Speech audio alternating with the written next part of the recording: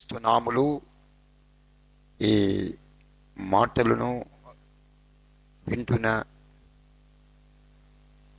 దైవ జనాంగమా, మీకందరకు ప్రత్యేక వందనాలు దేవునికి పేరట చెప్తున్నాను. మీరు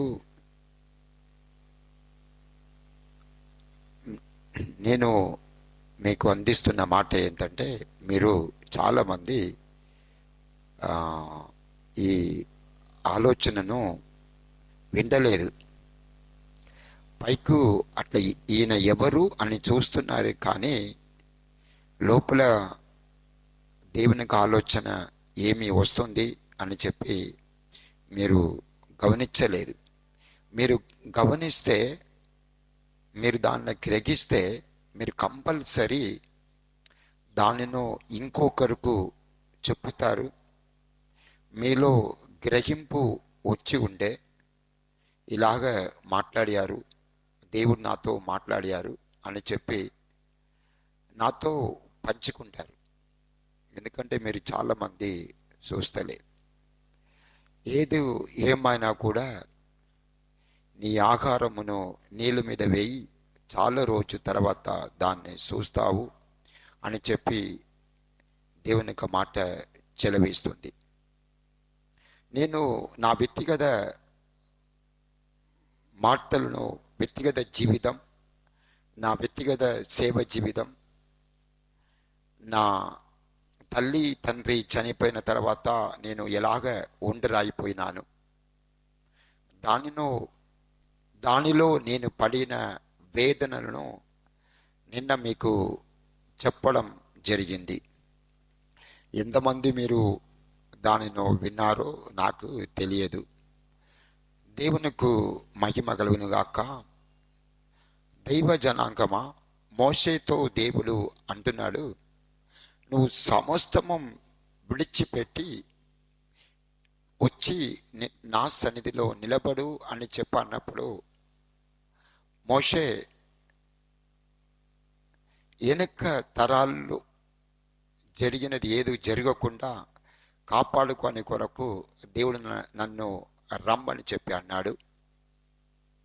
తర్వాత ప్రజలకు మాటలను అందించని కొరకు దేవుడు నన్ను రమ్మని చెప్పాడు.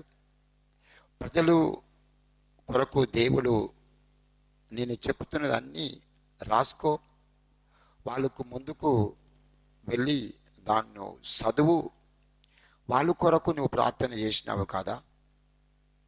దైవజనాంగమా, ఒక సేవకుడు వ్యక్తిగతముగా ప్రార్థన చేస్తున్నప్పుడు, వ్యక్తిగతముగా దేవునితో అనుబంధం కలిగి ఉన్నప్పుడు తప్పకుండా ఆ వ్యక్తి హెచ్చించబడతాడు, కనపరచబడతాడు.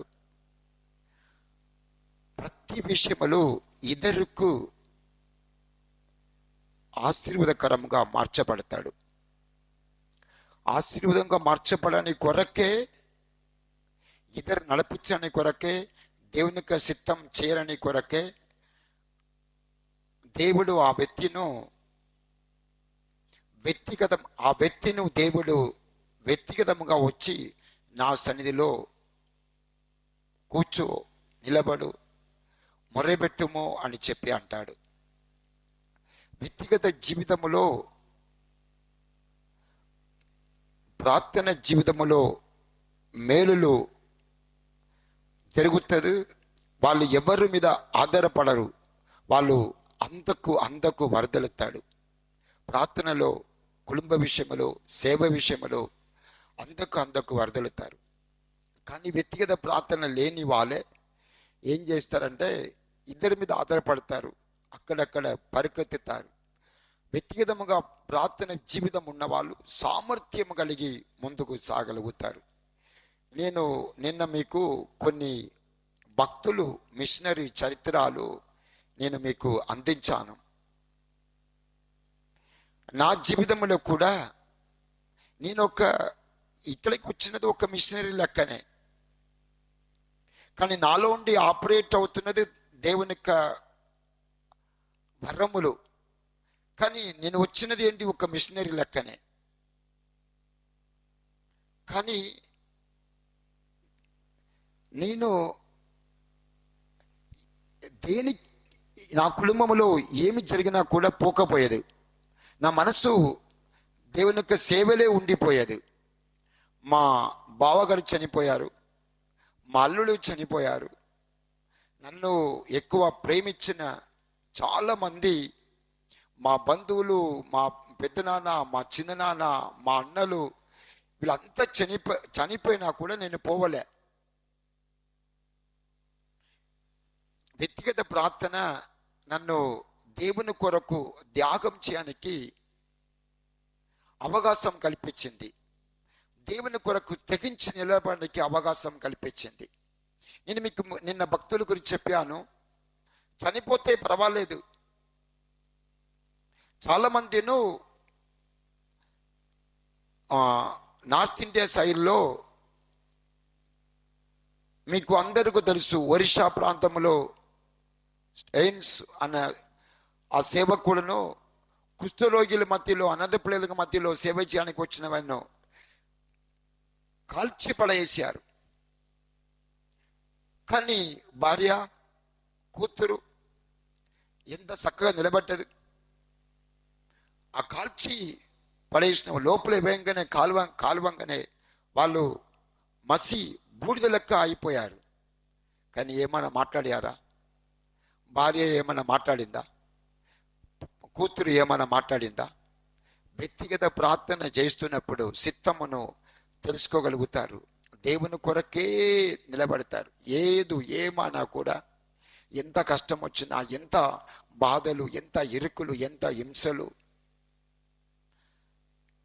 గాయపరచబడిన దేవుని కొరకే వాళ్ళు నిలబడతారు.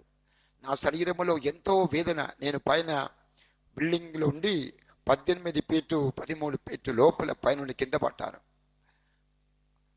ఎముక ఇరిగిపోయింది, మళ్ళీ అరిగిపోయింది.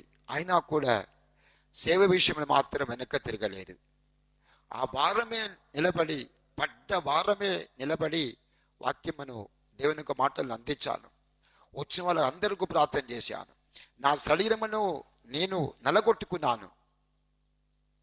నా కుటుంబమును, నా కుటుంబ విషయంలో, నా వివాహ విషయంలో నేను అన్ని నలగొట్టుకున్నాను. ఒక సాధువుగా, ఒక సన్యాసిగా దేవుని యొక్క మాటలను అందిస్తున్నాను. నా దగ్గర వస్తున్న ప్రతి సేవకుడు, నేను ప్రార్థన చేస్తున్న ప్రతి సేవకుడు ఆయన పరిశుద్ధత పొందకపోతే ఆయన కంపల్సరీ పొందుతాడు. నిన్న కూడా ఇద్దరు వచ్చారు, భార్యాభర్తలు ఇద్దరు వచ్చారు ఒక సహవాసం నుండి. ఒక గొప్ప సేవకుడు సహవాసం నుండి వచ్చారు. వాళ్ళ కొరకు కొంతసేపు మాట్లాడి, నాలో తపన ఏంటంటే వాళ్ళని పరిశుద్ధం పొందనియాల, వాళ్ళ సేవలు అభివృద్ధి చెందడానికి కొరకు వాళ్ళ లోటును, వాళ్ళు ఏం లోట్లో ఉన్నారో, వాళ్ళు ఏం పరిస్థితులు ఉన్నారో, వాళ్ళు ఏ ఉద్దేశంతో వచ్చారో ఆ ఉద్దేశంతో వాళ్ళతో దేవుని యొక్క సన్నిధిలో అడిగి వాళ్ళకి చెప్పి వాళ్ళు పరిశుద్ధం పొందనిచ్చి పంపించడమే దేవుని యొక్క ప్రణాళిక. దాని కొరకు నేను సమయంలో కేటాయించి మాట్లాడేవాను, ప్రార్థన చేసినాను. విత్ ఇన్ 5 minutesలో వాళ్ళు పరిశుద్ధత పొందుకున్నారు. అన్య భాషలు సరళముగా మాట్లాడారు. వాళ్ళు అన్య భాషలు నమ్మలేని సహవాసానికి నుండి వచ్చారు. ఇంకొక బుధవారం ఒక వ్యక్తి హైదరాబాద్లో ఉండి ఫోన్ చేశాడు. నా ప్రోగ్రామ్ అని చూసి ఫోన్ చేశాడు. వచ్చినప్పుడు, అయ్యా మీ మెసేజ్ని నేను విన్నాను, నా బాడీ అంతా షేక్ అయిపోయింది, నాలో ఏమో అవుతుంది అని చెప్పన్నాడు. నిన్న అట్లా అయింది అని చెప్పి వచ్చినప్పుడు ఫోన్లే ప్రార్థన చేసినాను. ఇప్పుడే దేవుడు నిన్ను పరిశుద్ధాత్మ శక్తితో నింపుతున్నాడు, అన్య భాష అనుగ్రహిస్తుంది చెప్ప అన్న వెంటనే ఆయన పరిశుద్ధం శక్తితో నింపబడ్డాడు. నేను ప్రార్థన ఆపాను కానీ ఆయన ప్రార్థన ఆవుతూనే అవుతలేదు, అన్య భాష ఆవుతూనే అవుతలేదు. సరళముగా నది వలె, ప్రవాహం వలె మాట్లాడుతున్నాడు. కారణం ఏంటిది? వ్యక్తిగత ప్రార్థన. వ్యక్తిగత ప్రార్థన ఇతరులకు ఎంకరేజ్మెంట్ తీసుకొస్తుంది, ఇతరులను తెగింపులోనికి నడిపిస్తుంది, ఇద్దరు నడిపిస్తుంది. వ్యక్తిగత ప్రార్థన అనేక మందికి ఆశ్చర్యకరముగా చేస్తుంది. వ్యక్తిగతముగా ప్రార్థన చేసి నువ్వు చేయి పెట్టు, దయ్యాలు పారిపోతుంది, దేవుని యొక్క చిత్తం జరుగుతుంది. ప్రతి ఒక్కరూ ఈగల వలె పరిగెత్తు వస్తారు. బల్లం ఉన్న చోట్ల ఈగలు వస్తున్న మాదిరి, లైట్ ఉన్న చోట్ల పురుగులు వస్తున్న మాదిరి తప్పకుండా వస్తారు. గొప్ప గొప్ప కార్యాలు జరుగుతుంది. కానీ ప్రజలు దానిని సేవకులు అనుసరిస్తలేదు. నిలబడి చెప్తున్నా, నేను మీతో అంటున్నాను, సేవకులరా, దైవ జనాంగం మీతో అంటున్నాను, దేవుడు నా ద్వారా జరుగుతున్న కార్యక్రమను మీరు పొందడానికి, నా ద్వారా జరుగుతున్న అభిషేక వరములను మీరు దానిని వినియోగించుకోవడానికి మీరు యోగ్యులు కారు, మీరు యోగ్యులు కారు. మీరు సమయంలో సద్వినియోగం చేసుకుంటలేదు. యానోతనంలో మీరు జీవిస్తున్నారు కాబట్టి మీరు మేలు పొందుతలేరు. సేవకులు కూడా మీరు కూడా అంతే, మీరు దానిని వినియోగించుకుంటలేదు. మీరు బాగా ఆలోచన చేసుకోండి. మీ సంఘములో పరిశుద్ధాత్మ శక్తి ఉన్నదా? అన్ని భాషలు మాట్లాడుతున్నారా? అభిషేకం కార్యం జరుగుతుందా? చాలా సంఘాలు అసలు లేదు. డబ్బులు అడుగుతున్నానా? మేము వస్తున్న కిరాయి మిమ్మల్ని అడిగి మీరు మేలు పొందండి అని చెప్పంటున్నాం. కానీ కొంతమంది మీరు వస్తే 10,000 ఇవ్వాలి, 20,000 అని చెప్పి ఇవ్వాలని చెప్పి అంటున్నారు. మా తెగింపు అలాగా పనిచేస్తుందండి. ఆ త్యాగం అలాగా పనిచేస్తుంది. ఆ త్యాగమే ప్రజలను అభిషేకించడానికి, ప్రజలు విడుదల పొందడానికి అవకాశం కల్పిస్తుంది. ప్రజల లోటును తీర్చడానికి మా త్యాగమే పనిచేస్తుంది.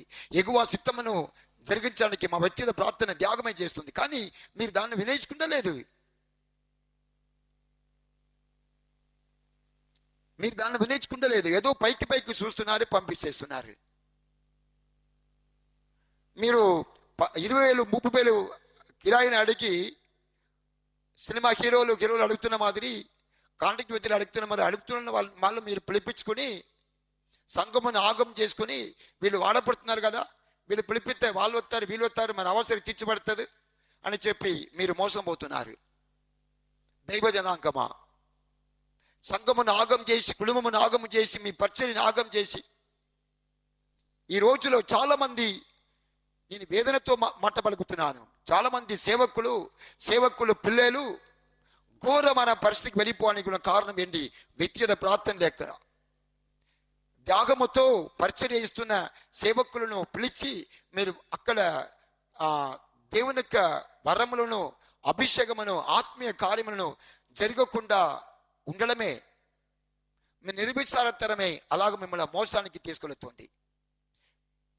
మీ సేవలో అభివృద్ధి అన్నది మీరు అనుకుంటున్నారు. సేవలో అభివృద్ధి అన్నది ఏంటిది అనుకుంటున్నారు? మీరు 5,000 మంది 10,000 మంది రావడం అనుకుంటున్నారా? నెవర్. ప్రజలు లోటును చేసుకుని క్రీస్తు రక్షణను ప్రతిరోజు అనుభవించుకుని క్రీస్తు రాకడకు వాళ్ళు తయారు కావడమే. కూరగాయల మార్కెట్ కాదు, బంగారం లెక్క మనం ప్రజ్వలింప చేయాలి. కాబట్టి ఈ మాటలు వింటున్న మీరు ప్రతి ఒక్కరూ ఆలోచన చేయండి. షౌడదీర బలభౌషందర రిమాక్క తురదీర బలభౌషందర బలభౌష్యాల. నానా, ఈ ప్రజలు నీ ఆలోచనను తీసుకోవడానికి, సేవకులు నీ ఆలోచన చర్యని రీతిలో తీసుకుని, అప్పా నేను గొప్ప వ్యక్తిని చెప్పండలే. ఈరోజు తండ్రి, నువ్వు నా దగ్గర పంపిస్తున్న ప్రతి ఒక్కరూ పడుతున్న బాధలను నీకు తెలుసు. కాబట్టి ఆ విధంగా వీళ్ళ కొరకు మాట్లాడినావు, ఆలోచన ఇచ్చినావు. వాళ్ళు చేసుకుని ఇచ్చేయండి. శిబార తురదిర బలభౌ సందర రీకారా తురదిర దిడబలభౌ సందర. ఒంటరిదనం నిన్ను ఆవరించి డైవర్స్లోనికి తీసుకెళుతుంది. నువ్వు సేవకులు కూతురే, నువ్వు సేవకులు కొడుకే. దేవుడు ఇద్దరి కూర్చొని మాట్లాడుతున్నాడు. నువ్వు సేవకులు కూతురే, నువ్వు సేవ చేస్తున్న వ్యక్తియే. కానీ భార్య భర్తల మధ్యలో సమస్యలు వచ్చి చనిపోతాను తీర్మానం చేసుకున్నావు, పరిగెత్తుతున్నావు. ఆ మీటింగ్ ఈ మీటింగ్ పరిగెత్తుతున్నావు. రిమాక్క తురదీర బలభౌ శాందర రీకారా తులజీర బలబౌ సందర వ్యక్తిగతంగా దేవుని సన్నిధిలో తెగించి సాక్రిఫైస్ చేసి కూర్చో. దేవుడు కుటుంబ విషయంలో కార్యం జరిగిస్తాడు, పిల్లల విషయంలో కార్యం జరిగిస్తాడు. పోరాటం జరుగుతుంది. కొడుకు నీ మాట ఇండలేదు.